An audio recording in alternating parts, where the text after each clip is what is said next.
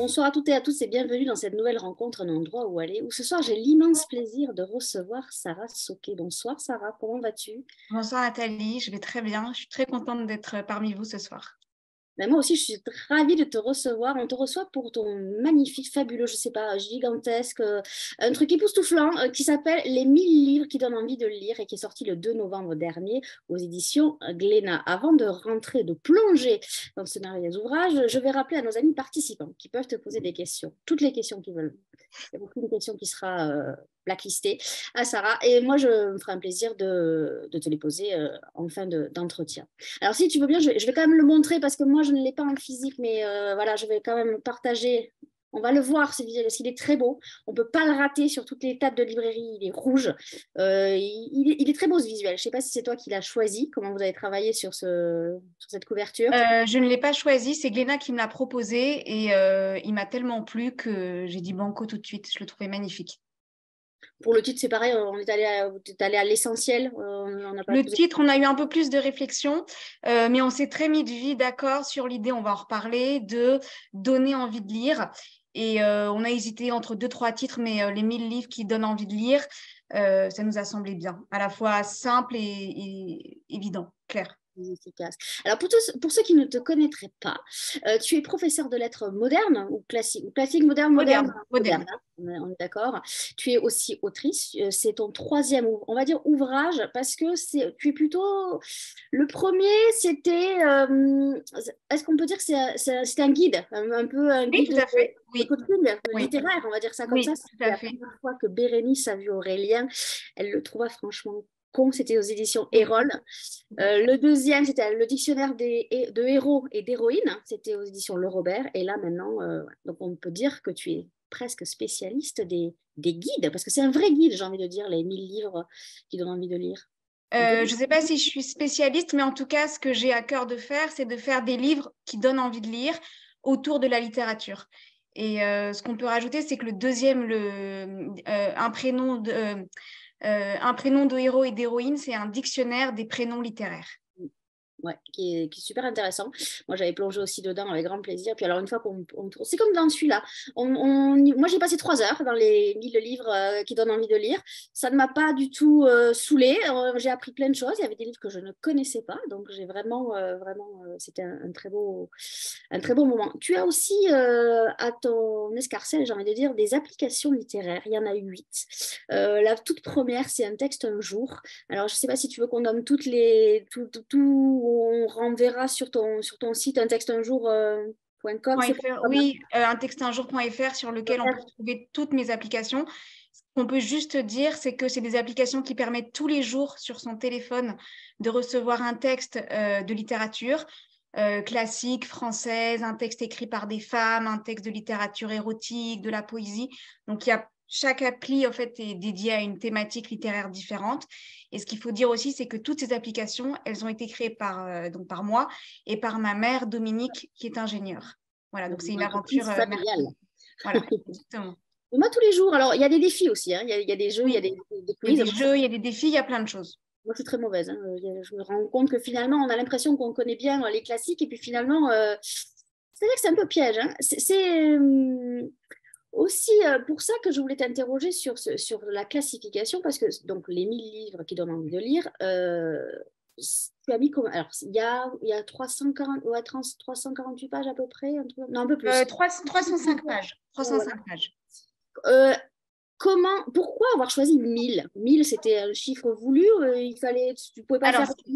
ce qu'il faut savoir, c'est que le livre, en fait, il s'inscrit dans une collection. C'est une collection qui a été initiée par Glénat il y a 2 ans. Il y a eu les 1000 chansons de Thomas Pawlowski, puis les 1000 films cultes par Jean Serrois. Et donc, l'idée, c'était de rester dans ce chiffre, enfin, dans ce nombre Ouais. de 1000. Voilà, donc il y avait cette première idée.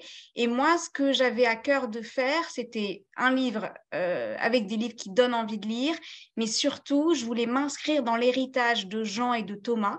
C'est-à-dire que je pense qu'on va en parler, mais je voulais faire des références constantes à la pop culture, à la musique, à la chanson, au cinéma.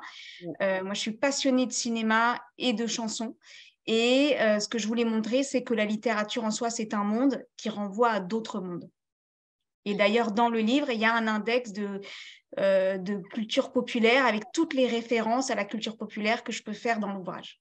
Ça te donnait accord de faire cet index-là? Parce qu'il y a l'index par auteur, par titre de Oui. livre, et il y a finalement, c'est quoi les références à la culture populaire exactement? C'est pourquoi tu as fait ça?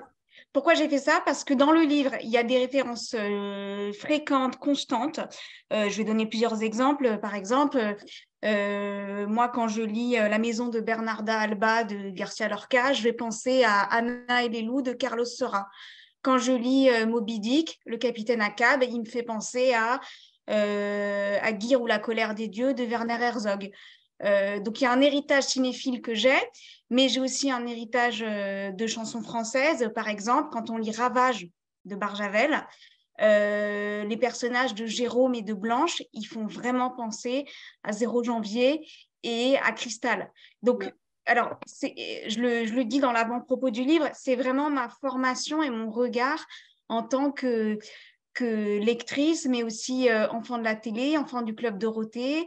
Et puis, moi, j'ai été élevée par des parents qui étaient fans de Michel Berger, Véronique Sanson, tout ça. Et ça a imprégné mon parcours. Donc, c'est un livre de littéraire, mais aussi de cinéphile. Et puis, c'est aussi une façon de dire, on peut lire plein de choses et avoir un regard plus léger ou pas forcément intellectuel. Je crois beaucoup à la notion de divertissement. Alors, combien de temps tu as mis pour faire ce... Parce que 1000 titres, bon, il faut les trouver déjà. Tu vas nous expliquer comment tu as fait ton classement, comment tu les as choisis. Ce travail-là, ça représente combien dans le temps, à peu près? Ce travail, il représente... Alors, dans les faits, sur le plan même de l'écriture, j'y ai consacré 1 an et demi. Voilà. J'ai commencé dès que Glénat a commencé de m'en parler, même si entre le moment où on en a parlé et le lancement effectif, il y a eu plusieurs mois. Moi, j'ai travaillé tout de suite en me disant, voilà, on verra si ça se fait ou pas, mais on se met au travail tout de suite, c'est la première chose. Et puis moi, en tant que professeur de lettres, c'est pas mon premier livre, j'ai déjà fait beaucoup de choses. J'ai pu en réinvestir certaines. Donc, c'est un travail global qui représente en fait ma vie de lectrice. Et comme c'est un livre très personnel, il y a beaucoup de livres de littérature jeunesse qui sont des livres que j'ai lus petite, dont je me souviens très bien. Finalement, il y a des choses qui sont venues assez naturellement. Et puis, il faut dire aussi que je prends des notes sur mes lectures depuis toujours, en fait. Voilà. Ouais. Donc ça aide aussi. Ça aide beaucoup. Oui. Je vais montrer comment il est fait, puisqu'on a cet avantage-là. De l'intérieur, vous allez voir comment c'est fait. Est-ce qu'on le voit là? Oui.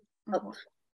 On voit bien comment c'est fait. Donc, il y a le titre, et donc à chaque fois, tu as fait un petit résumé et tu as parlé du livre. Il y a des interviews aussi.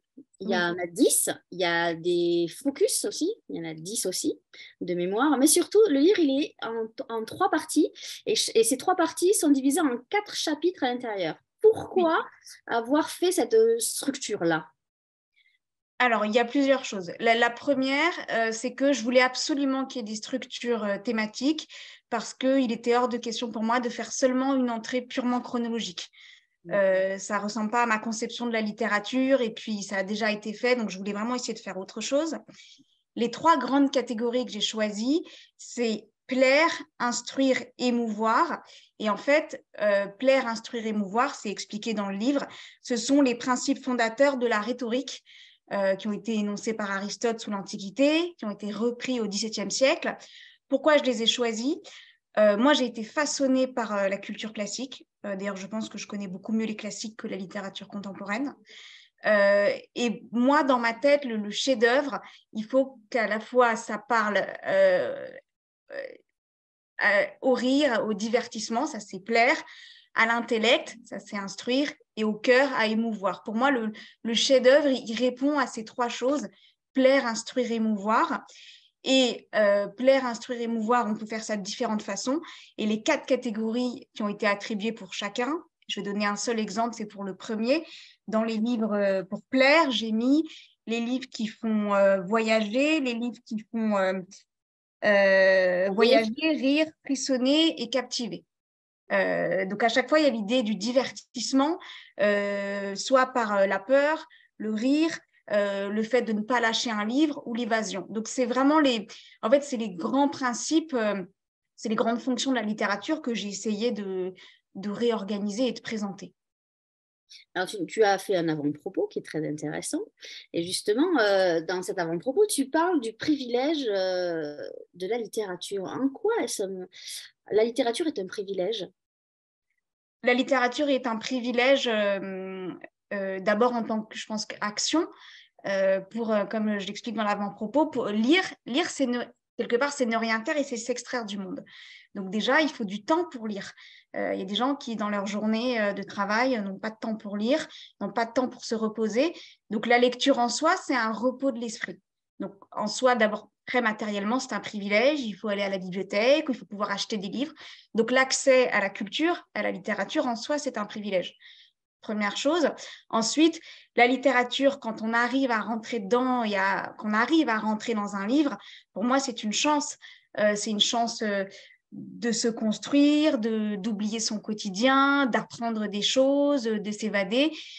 Toutes ces fonctions dont on parlait tout à l'heure, elles sont une chance.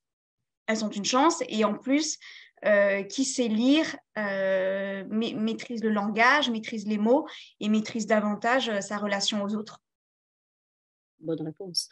On voit le professeur d'ailleurs, mais de toute façon, je pense que la littérature est dans tes gènes, j'ai envie de dire, quelque part, ça se sent quand on lit ce guide complètement, on voit tout l'amour que tu as pour la littérature. Moi, ce que j'ai trouvé très intéressant, c'est qu'on ne rentre pas directement donc, dans ce, on va dire, je vais utiliser le mot classement, même si je n'aime pas ça, mais on va dire ça comme ça. Il y a, donc après la note au lecteur, il y a quand même des choses qui sont très intéressantes. Tu as fait donc il y a tes 20 livres préférés. Est-ce que ça a été compliqué d'en choisir 20? Est-ce que ça a été naturel? Tu dis c'est cela et pas... Pas du tout. Ça a été extrêmement compliqué. Ça a été d'autant plus compliqué que j'ai remarqué quand je relisais mes chroniques que ce n'est pas nécessairement les livres préférés dont on parle le mieux. Ce que j'explique d'ailleurs souvent à mes élèves à l'oral du bac français quand ils préparent leur oral. C'était compliqué parce que c'était à la fois un exercice d'introspection, d'honnêteté intellectuelle. Et je voulais vraiment, et je suis contente de ma liste parce que je pense qu'elle est très variée, qu'elle dit la lectrice que je suis. Il y a à la fois des grands classiques comme Proust et Tolstoï, de la littérature contemporaine comme Mauvigny ou Pierre Lemaître. Il y a des livres sur l'amour, qui est le thème de mon premier livre, c'est un thème qui me passionne. Il y a Elle s'appelait Sarah de Tatiana Droney, qui est un livre qui a changé ma vie. Donc, il y a des livres différents, il y a de la littérature jeunesse aussi. Et ce que je voulais dire, c'est à travers cette liste, il y a du Anatole France, il y a Laurie Colwin, c'est un livre peut nous plaire pour des raisons singulières, profondes, intimes.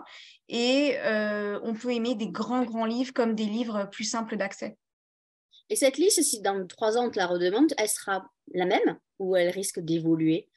Je pense qu'il y en a au moins 13-14 qui resteront, j'en suis sûre. Non, c'est vraiment... D'ailleurs, quand j'ai préparé ce travail, j'ai lu de nouveaux livres que j'ai énormément aimés.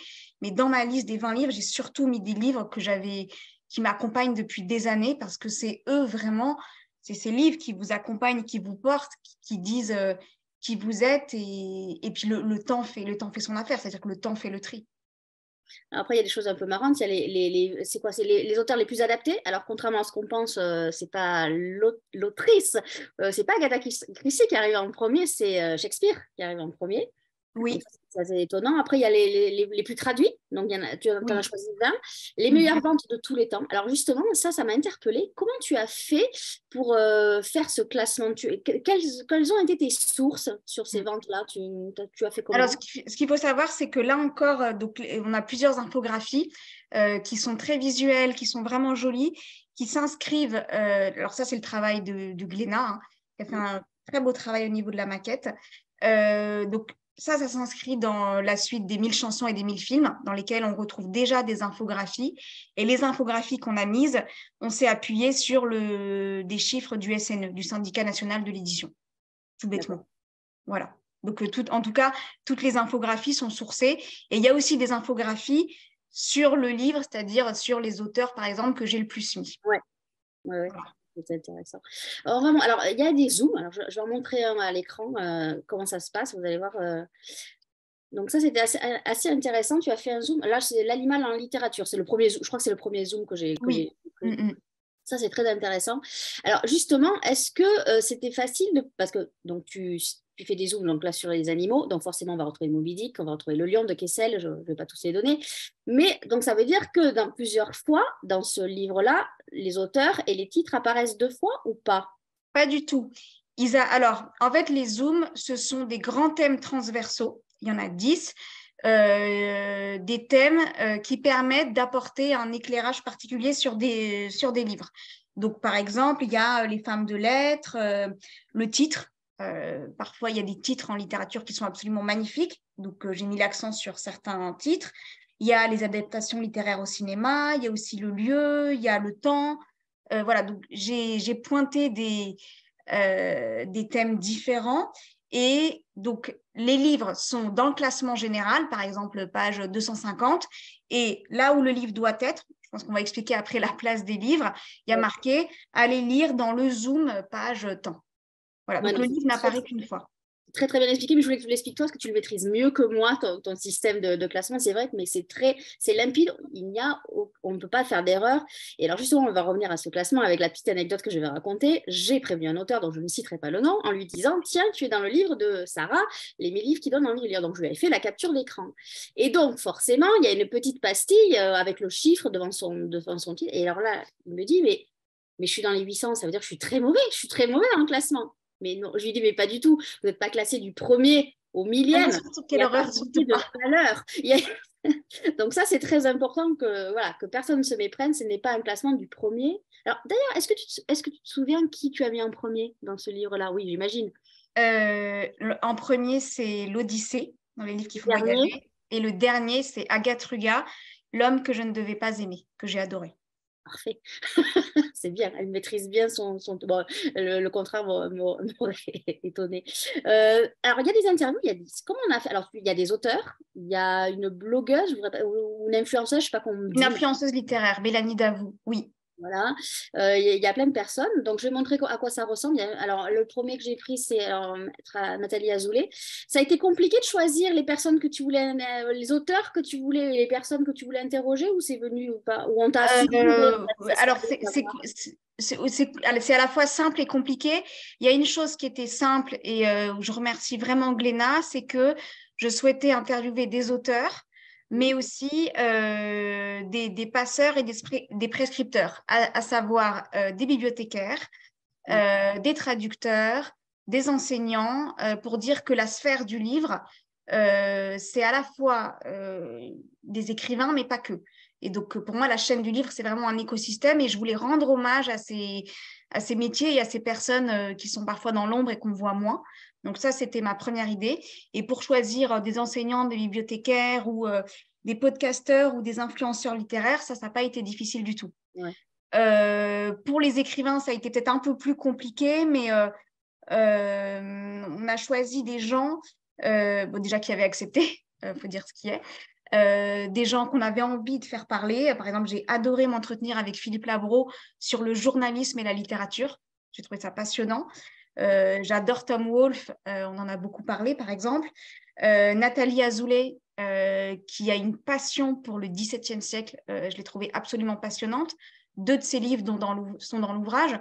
En tout cas, les écrivains qui ont été interviewés ont tous, bien évidemment, des livres dans l'ouvrage. Et je voudrais remercier notamment Amélie Nothomb, qui a été d'une disponibilité confondante et qui a fait une interview que j'ai trouvée extrêmement émouvante. J'étais très émue de ce qu'elle m'a raconté. Oui, c'est vrai que en plus, ça apporte...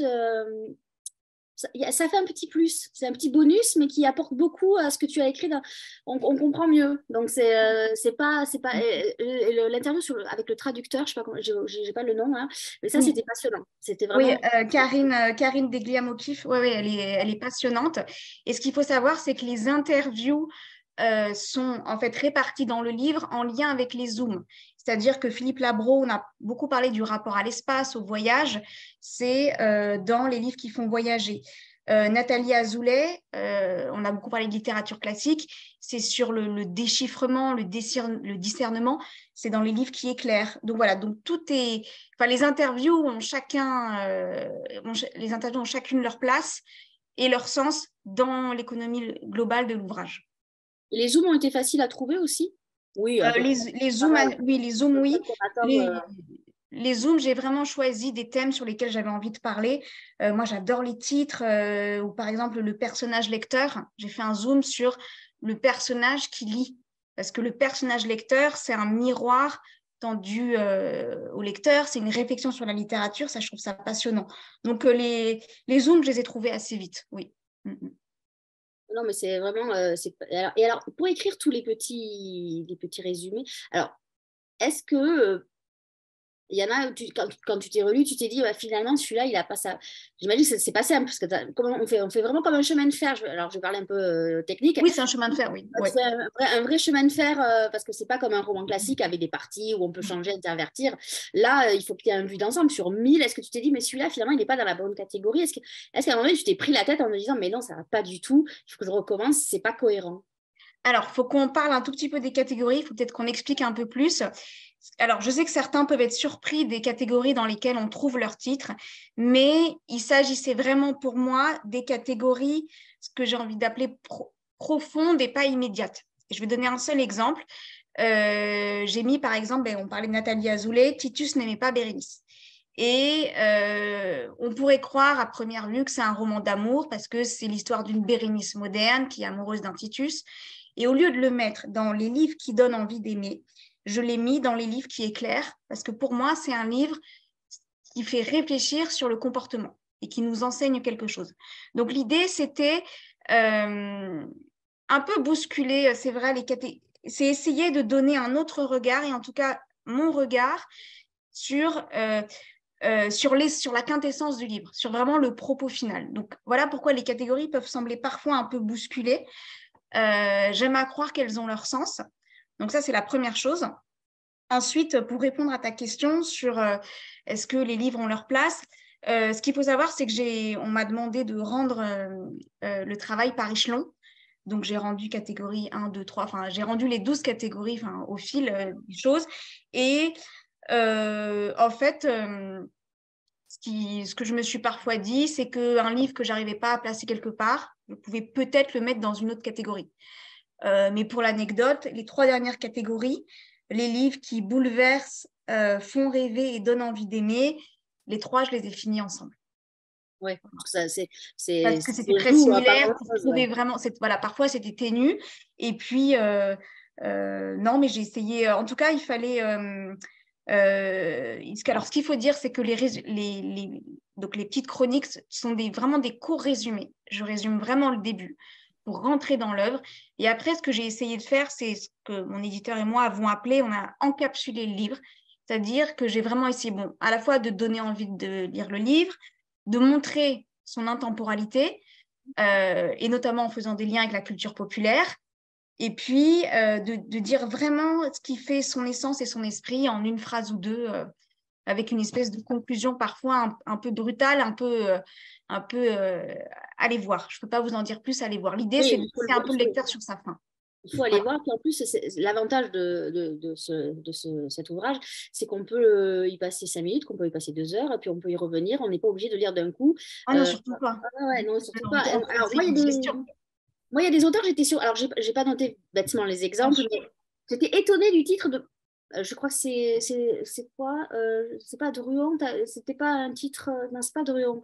Je sais plus, je me dis, tiens, c'est pas celui-là que j'aurais mis comme titre. Et finalement, c'était assez intéressant parce que je me suis dit, tiens, finalement, on s'attend à avoir des autres. Alors, il y a des auteurs classiques aussi, pareil, qu'on connaît. On se dit, bon, ouais, on va avoir ce titre-là. Eh ben non, pas du tout. Tu prends le contre-pied parfois avec certains livres qui sont plus en dessous que les autres, mais qui sont pas méconnus. Oui, Et ça, oui. je trouve ça très intéressant aussi. Je me suis dit, tiens, voilà l'intelligence aussi de Sarah, c'est qu'elle va nous faire découvrir des classiques. Alors souvent les classiques, on les a lus quand on était au lycée ou au collège, et ça, on trouvait ça très barbant, alors que quand on les relit maintenant, on apprécie beaucoup mieux. Et j'ai trouvé ça, je trouvais que ton éclairage là, il était vraiment très intelligent, si je peux Oh, dire. merci. En fait, j'ai essayé vraiment, je crois beaucoup, donc c'est vraiment un livre à la fois érudit, mais en même temps grand public, qui s'adresse aussi à des gens qui ont du mal à lire, pour leur donner envie de lire vraiment. Et ce que je voulais, c'était proposer des livres qui permettent d'entrer dans une œuvre. C'est-à-dire que je vais donner un exemple, par exemple, il y a un livre d'Émile Zola, c'est une courte nouvelle, La mort d'Olivier Bécaille. Ouais, C'est je un connaissais homme pas moi ça.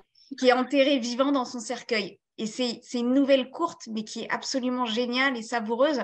Ça, c'est un classique. c'est un livre de Zola, c'est un classique. Boitel de Maupassant, c'est un paysan normand qui va annoncer à ses parents qu'il épouse une femme noire, c'est la catastrophe, les parents sont désespérés.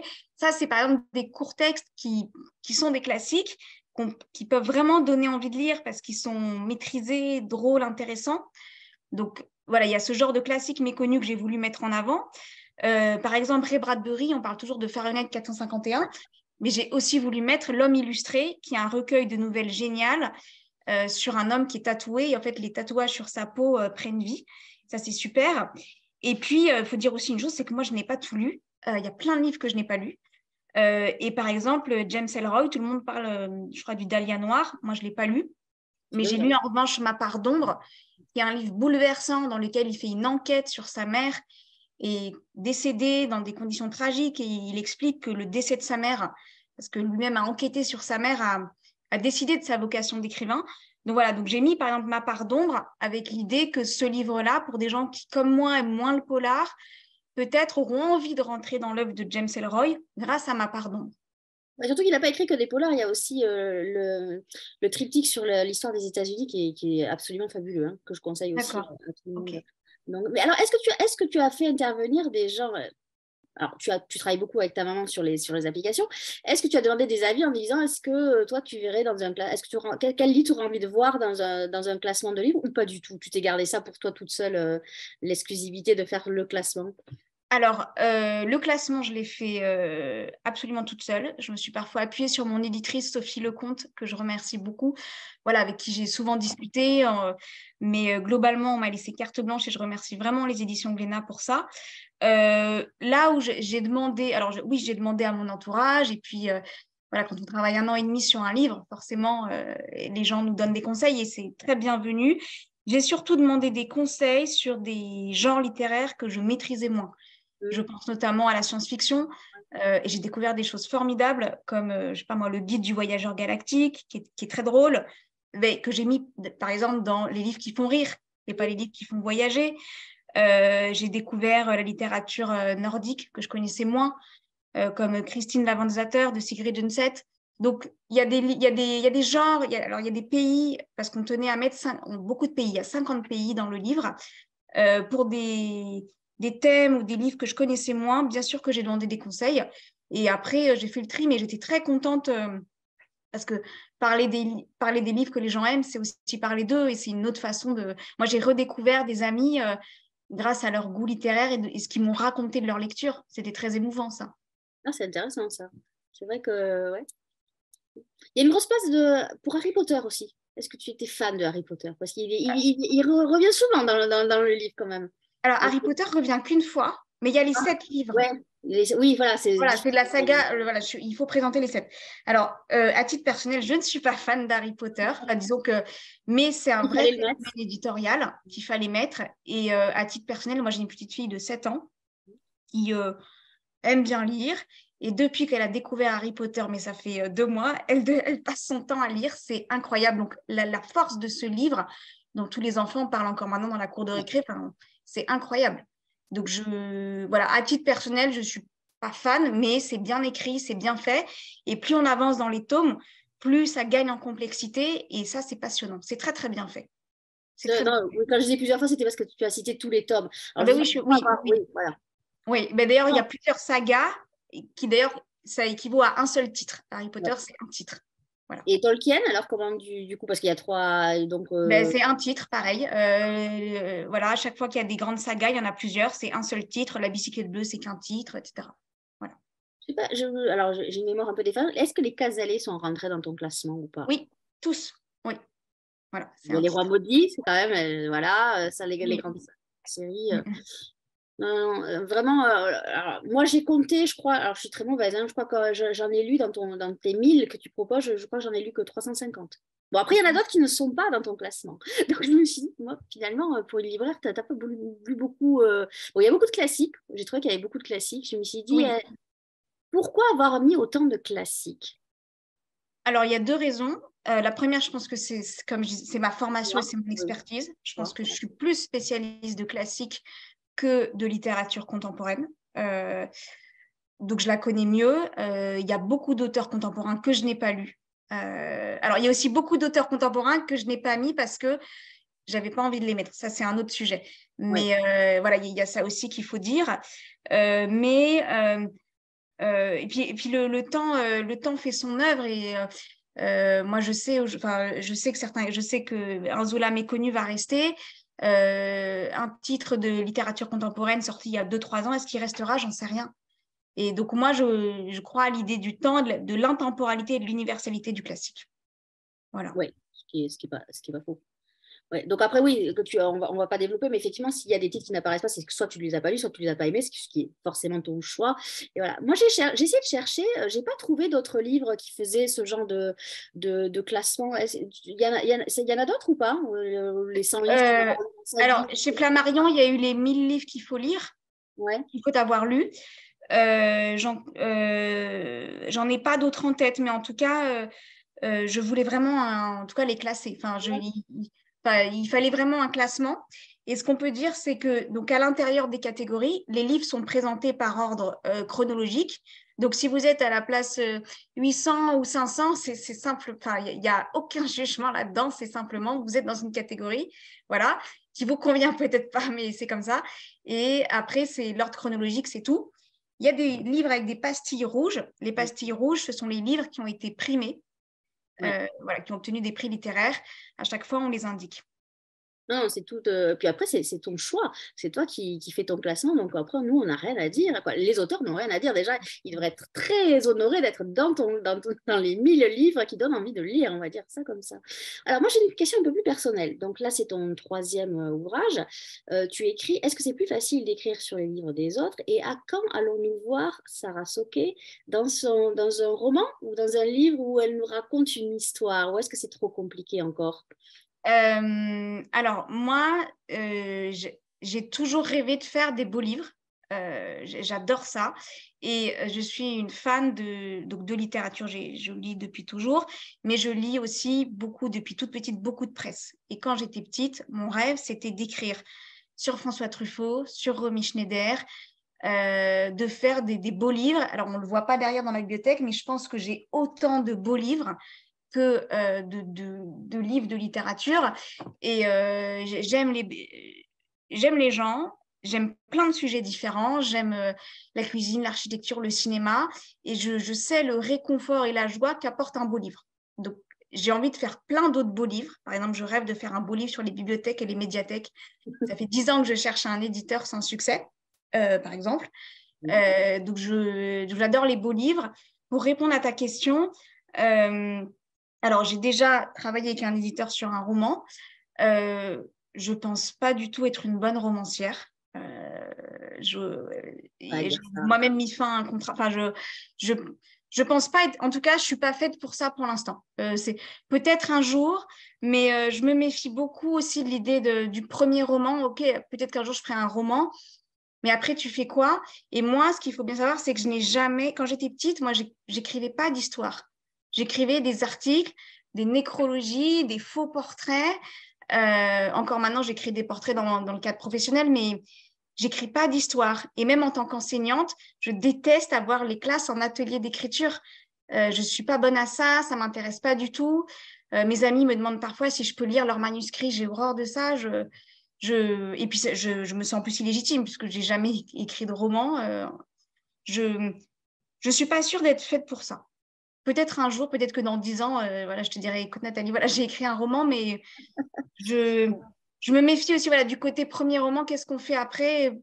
Un roman pour faire un roman, ça n'a pas de sens encore et il y a des thèmes qui m'intéressent, mais je n'ai pas encore trouvé la forme. Peut-être un jour, peut-être, ou pas. Voilà. Mais mon vrai rêve, ça serait d'écrire dans la presse. Ah, bon, voilà. Ça, c'est mon vrai rêve. Voilà. Là, je pense que Plus qu'écrire un roman. Oui, ce qui n'est pas la même chose du tout, mais oui, ça aurait pu être, voilà, parce que tu écris très bien sur les livres, voilà. Moi, ce que je dis, il y a ceux qui savent lire, il y a ceux qui savent écrire, voilà, ou ceux qui savent parler des livres des autres. Et bien parler des livres des autres avec honnêteté, on le voit sur Bookstagram, moi j'y crois beaucoup et je disais tout à l'heure, moi j'aime les gens et dire d'un livre, voilà, ça c'est bien, ton livre il est formidable, il faut qu'il soit dans mon livre. C'est aussi, c'est faire du lien, c'est remercier les gens, c'est exprimer la gratitude. Enfin, moi, je crois à ces valeurs-là. Et moi, en tout cas, je crois beaucoup à la joie. Et quand j'écris, je pense qu'on sent mon plaisir. Mon plaisir, il est là. Écrire un roman, pour l'instant, je n'éprouve pas de joie à le faire. C'est plus un pinceau qu'autre chose. Au moins, c'est clair, net et précis. Donc, parce qu'il y avait aussi une question dans ce sens-là, parce que je suis en train de regarder un peu les questions. D'accord. On va un peu basculer. Donc, tu as déjà répondu au temps d'écriture, tout ça. Il y a quelqu'un qui voudrait savoir, c'est Marlène, qui voudrait savoir quel était le premier livre que tu as lu. Est-ce que tu t'en Alors, souviens? le premier, alors je vois aussi la question, voudriez-vous être critique littéraire? Oui, j'aimerais beaucoup. Le premier livre que j'ai lu, alors quand j'étais toute petite, ma mère m'a offert Apoudiak de Paul-Émile Victor. Donc ça, c'est vraiment le premier livre que j'ai lu et que j'ai encore dans la bibliothèque. Il n'est pas dans les 1000 livres parce que c'est plus un album. Voilà. Oui. Mais voilà, le premier livre, c'est Apoudiak. Voilà. Est-ce que tes élèves savent que tu as sorti ce livre? Est-ce que ça leur... ils sont en quelle classe, tes élèves? Les élèves, ils sont... Alors, j'ai enseigné 12 ans en lycée. J'ai arrêté il y a 3 ans pour raison de santé. Et depuis, je n'enseigne qu'en visio dans le hors-contrat. J'ai des élèves en seconde et en première qui passent le bac français, que je prépare au bac français. J'enseigne au cours Atmer notamment. Et oui, mes élèves savent. Et ta question, Ils l'ont lu ou pas? Ils l'ont lu. Je pense que certains l'ont acheté, oui. Oui, oui, je crois. Et en tout cas, mes élèves souvent connaissent mes autres livres et je leur en parle. Oui, ils le savent. Parce que ça peut... Moi, je me dis que pour un jeune lycéen, ça peut être intéressant parce que justement, ce qu'on reproche, moi qui étais en littéraire, hein, pur et dur, moi au bac français, j'ai eu Thérèse Desquerot, tu vois. C'est pas le truc qui m'avait emballé vraiment. Je me dis, est-ce que ce genre de petit condensé que tu nous fais, que tu nous prépares, où tu expliques les livres, ça donne plutôt envie, moi, je trouve. C'est ça qu'il faudrait. Est-ce que tu parles avec tes élèves ou pas? Est-ce que je m'en sers avec mes élèves? Ouais, est-ce que tu vas t'en servir ou Ah pas? bah oui, alors de toute façon, je vois bien que, alors je ne le sors pas, je ne le brandis pas en disant voilà, on va s'en servir, mais je vois bien que dans ma formation et dans le cours que je dispense, je m'en sers énormément. Je vois par exemple ce matin, par exemple, j'ai fait un cours, j'ai fait le même cours à peu ou prou l'an dernier. Je vois bien que ma réflexion a gagné en qualité ou que j'ai plus d'exemples à donner. Donc ça a forcément... ça fait de moi une meilleure enseignante et bien sûr que je réinvestis les connaissances que j'ai aussi accumulées, remises en place, réordonnées. Donc, bien sûr que ça joue sur ma pratique professionnelle et sur ce que je dis à mes élèves. Quel est le bénéfice que tu en ressors d'avoir fait cet ouvrage? Le bénéfice, il y en a plein. Bon, déjà, c'était une chance, c'était une expérience formidable. J'ai découvert beaucoup de livres. J'ai découvert des choses sur moi et sur mes lectures. J'ai par exemple découvert que j'adorais la littérature suédoise ou norvégienne. J'ai découvert qu'il y avait des livres de science-fiction que j'adorais, alors qu'à part les grands classiques comme Dune ou Fondation, je n'avais pas lu grand-chose. Tu veux dire que tu as lu exprès avant pour faire le classement ou pas du tout? Alors, il y a des livres que j'ai lus exprès, bien évidemment. Il y a plein... Allez, je pense qu'il y a peut-être il y a 20% des... Ouais, 15-20% des livres que j'ai lus pour faire ça. C'est aussi pour ça que j'ai mis 1 an et demi à le faire. Parce que il fallait vraiment... Comme il y a plein de livres dont je ne suis pas experte et je ne voulais pas passer à côté de certaines choses. Donc, en science-fiction, par exemple, je me suis basée sur les grands prix littéraires, j'ai demandé des conseils et puis j'ai cherché. J'ai découvert des livres formidables comme, je sais pas moi, Mes grands-enfants de Joe Walton ou le grand livre de Wilkie Collins. Donc, donc il y a plein de choses. Oui, j'ai lu aussi, j'ai engrangé des connaissances pour ça. Oui. Donc, ça m'a appris des choses sur moi, j'ai appris des choses, ça a fait de moi une meilleure enseignante. J'en suis très heureuse. J'ai rencontré des gens formidables quand j'ai fait les interviews. Donc, et puis, j'ai adoré travailler avec les éditions Glénat, qui est un éditeur formidable. Est-ce qu'il y a des titres qu'on t'a imposés ou des titres qu'on dit non, celui-là, on en parle trop, il ne faut pas qu'il apparaisse dans le classement parce que il est toujours dans les classements des livres ou pas du tout? Peu, j'en ai pas le souvenir du tout. On m'a vraiment laissé carte blanche. En revanche, au départ, j'avais des consignes assez précises dont j'ai tenu compte. On m'a dit qu'il fallait des livres de tous les pays. On tenait vraiment à cette internationalisation. Donc, j'ai mis, par exemple, si je n'avais pas eu cette contrainte, j'aurais sûrement jamais découvert le prix Nobel de littérature Abdulrazak Gurnah avec Paradis, qui est l'auteur tanzanien qui a été primé il y a 2-3 ans. Donc, voilà, donc j'ai lu Paradis, par exemple, j'ai découvert des choses sur les caravanes ou le système de l'esclavage en Tanzanie et la situation géographique de la Tanzanie. Ça, c'était passionnant. Donc, on m'a suggéré tous les genres littéraires, plusieurs pays, mais vraiment, vraiment le sentiment, mais ça, je l'ai compris au fil de l'écriture, que je pouvais me lâcher et que j'avais carte blanche. C'est-à-dire que ce qu'on voulait, c'était ma subjectivité. C'est-à-dire que, et c'est pour ça qu'on a mis un index de culture populaire. On m'a vraiment dit, dès la première réunion avec les équipes de Glénat, et je les remercie, c'est votre point de vue qu'on veut. Et ça, c'était génial. Je me rappelle peut-être au début d'un peu me censurer et très vite, j'ai compris que non, il fallait que j'y aille vraiment et que quand je fais une référence à la littérature, à la culture populaire, à des dessins animés, quand je compare Kessel ou Chevalier du Ciel, il faut y aller carrément et il faut l'assumer. Alors, Nicolas, il demande justement par rapport à la subjectivité, est-ce que, est-ce que tu avais des contraintes de caractère, de nombre de caractères dans chaque livre ou pour pas montrer que s'il y en a un qui était plus long, ça veut dire que tu l'aimais plus que l'autre ou pas? Est-ce qu'il y avait des contraintes là-dessus? Justement, on m'a demandé de ne pas être uniforme et d'être dans la subjectivité et de faire plus long ou plus court. Voilà, il y a des livres sur lesquels je me suis vraiment appesantie parce que j'avais plus de choses à dire. Donc, non, j'avais le choix. Et en plus, alors, il y avait un nombre de signes à pas dépasser. Donc, à chaque fois que j'ai fait mes chroniques sur mon brouillon et mes documents, je mettais le nombre de signes pour moi-même, ne pas dépasser. On avait une contrainte de papier qui est liée à l'édition. On le connaît. Donc, j'ai fait attention à ça. Et non, j'avais le choix sur certains livres, je me suis vraiment fait plaisir et j'ai développé. Et j'ai fait plus court sur d'autres. Et ça permettait aussi de jouer visuellement sur le livre et les illustrations qu'on a mises en place. Alors justement, il y a des illustrations, soit il y a des gravures, des couvertures de livres, il y a des photos d'auteurs. Ça, c'est toi qui les as choisies ou c'est l'éditeur qui s'en est chargé ou tu as dit je voudrais que la photo de tel auteur apparaisse ou alors ça, tu n'en es pas du tout, tu l'as pas du tout géré? On les a choisis ensemble. On a tout choisi ensemble. Parce que il y a des cartes. Tout à l'heure, quand j'ai montré le début, là, il y avait une carte. C'est vrai qu'il y a des très belles photos, il y a des super couvertures, des vieilles couvertures aussi. Oui. De très belles choses. Glénat, encore une fois, très bien travaillé. J'étais très contente. J'ai presque rien modifié. Enfin, on a choisi ensemble. C'était merveilleux. Non, c'était. On voulait vraiment que ça soit un beau livre aussi à regarder. L'idée, c'est que ça soit un livre qui reste. En tout cas, je l'espère. Et qu'il soit beau, un bel objet. Je crois, parce que sur les réseaux sociaux, en ce moment, tournent beaucoup de personnes qui ont entre les mains ton livre, des auteurs, des blogueurs, des journalistes. Donc là, ils ont plaisir et tout le monde le montre. C'est un très bel objet, la couverture est très belle. Moi, je voudrais qu'on revienne sur l'exergue, parce que l'exergue m'a beaucoup fait rire. Est-ce que tu peux nous en parler? C'est une phrase de Denis Arcand, c'est un film. Les invasions barbares, oui. Invasion barbare. Et alors, commencer par ça m'a beaucoup fait rire. Est-ce que tu peux nous lire l'exergue? Alors, je suis très contente parce que tu me parles de l'exergue parce que je suis passionnée par les exergues et j'essaie toujours de les choisir. Je lis en premier, moi. Donc, c'est un extrait des Invasions barbares qui, pour l'anecdote, est mon film préféré. Donc, c'est Rémi Girard, le héros qui est sur son lit d'hôpital. Il faut que j'explique un tout petit peu. C'est un intellectuel qui va mourir d'un cancer. Son fils, qui est un trader, vient le voir à l'hôpital et son fils ne lit pas, ils ne se comprennent pas. Et Rémi Girard, alors en plus, il joue très bien, c'est très drôle.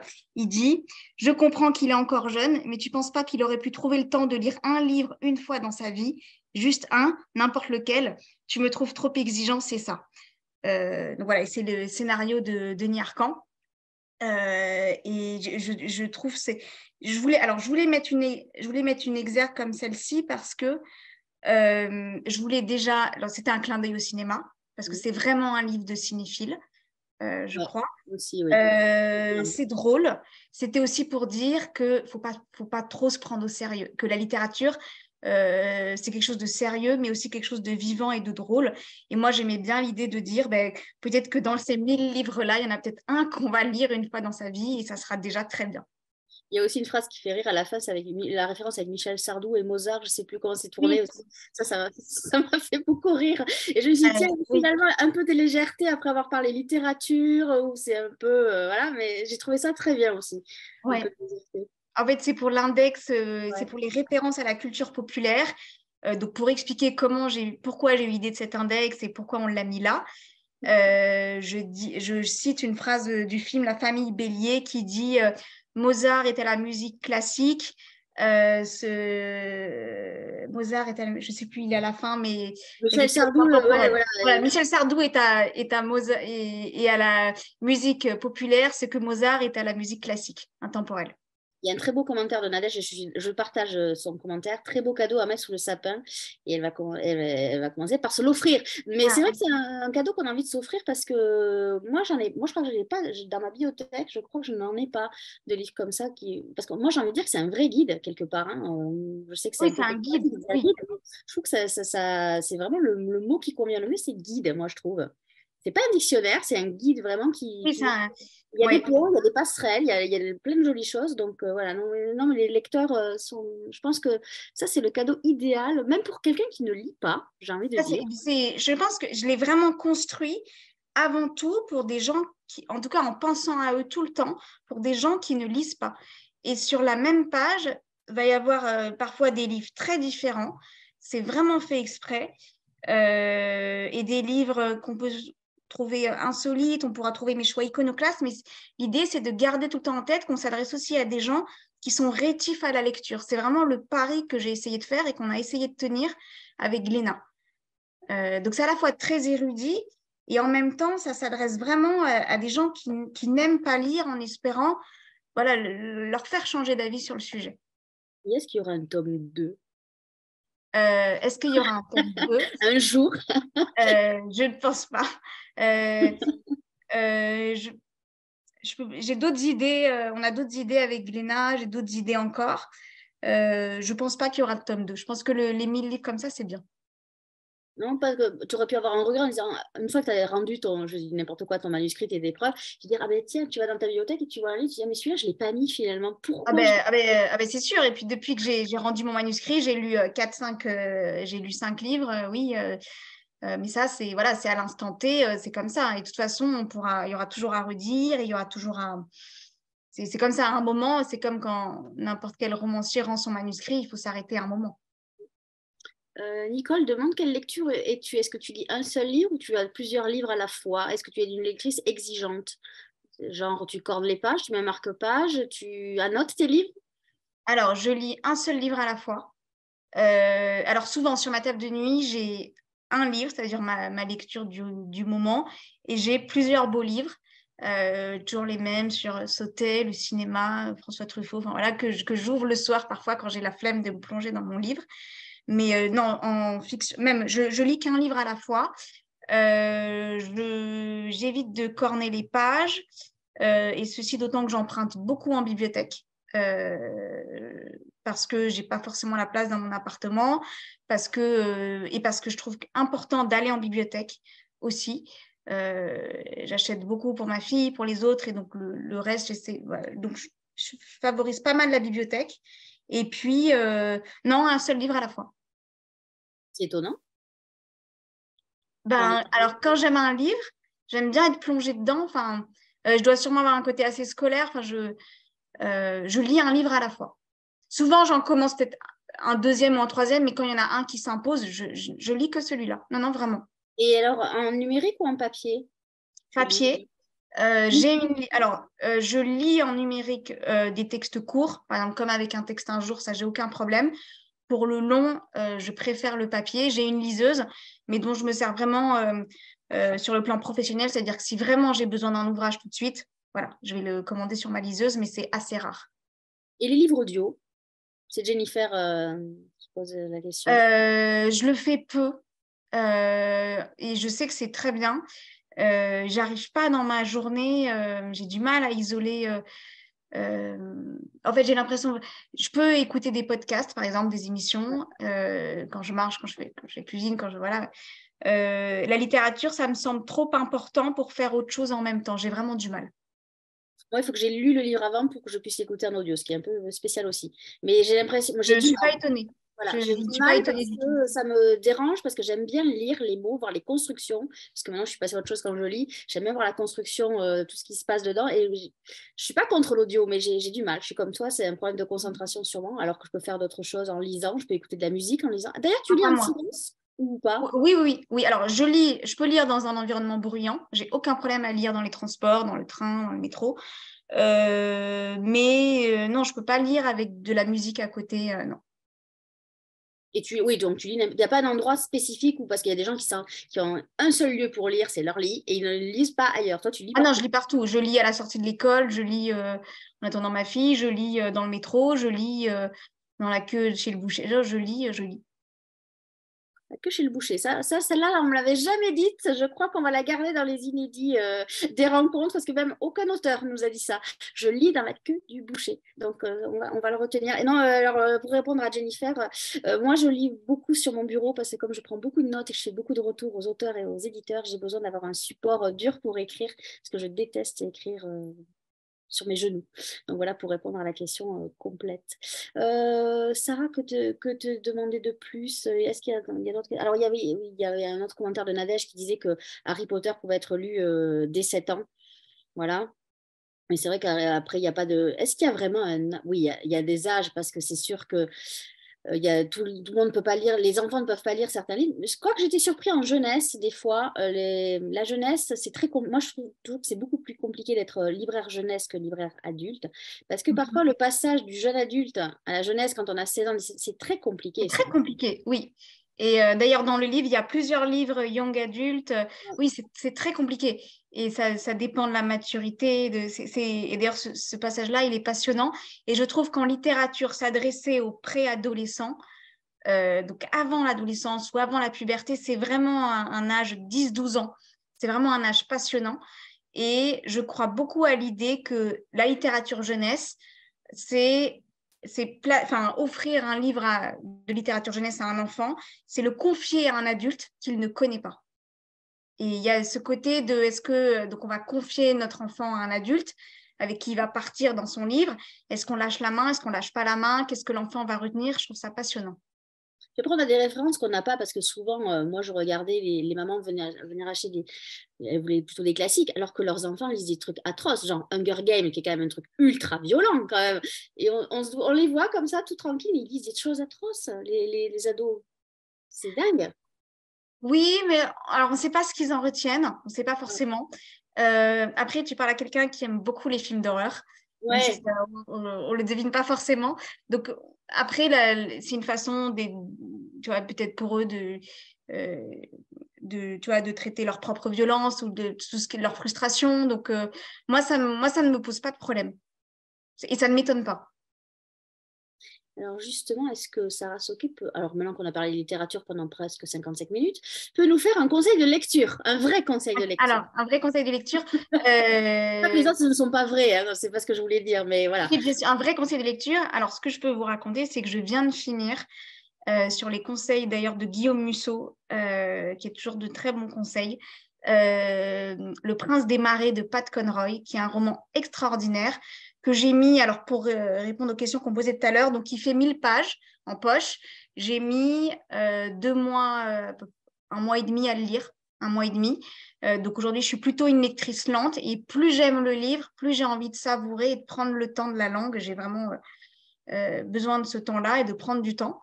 Et d'ailleurs, quand je pose un livre, avant d'en prendre un autre, j'ai besoin d'1 ou 2 semaines pour un peu redescendre et rester avec la lecture que je viens de finir.